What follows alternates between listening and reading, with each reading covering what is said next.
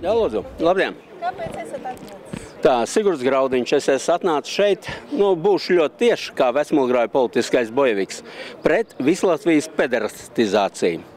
Konkrēts tāds vārds, respektīvi konkrēta tēma, ir apakšpunkta gendera ideoloģija un tā tālāk, jo šeit jau nav vienkārši tikai lūk, šī te, kā saka, pederastizācijas invāzija Latvijā. Ņemam vērā, no kurienes tas nāk, pārsvarā tas nāk no štatiem, no rietuma kultūras.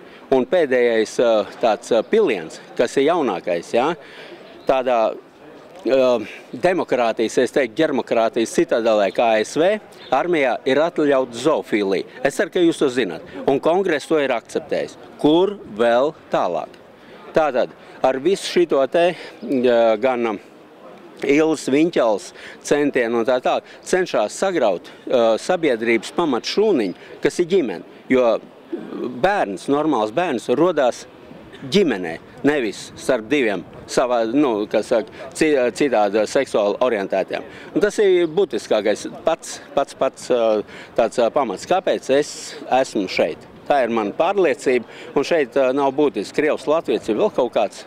Tā ir vienkārši, tā ir arī var teikt, runa par izdzīvošanu, arī par tautas izdzīvošanu. Ja tāds nebūs, tad mēs esam norakstīti.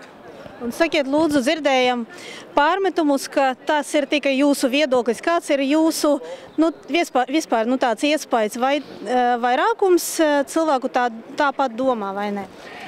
Sāksim drusku atpakaļ, kad nāca masonu ložas biedra kopš 1994. gada Vairvīģa Freiberga pie varas.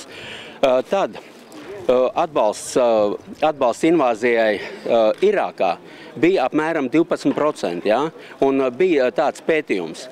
Tātad ar to ir jārēķinās, ka apmēram 10–12% cilvēki ir savādāk domājuši, bet nav pieļaujams tas, ka viņi uzspiež mums savu dzīvesveidu, savu ideoloģiju pārējiem 90%.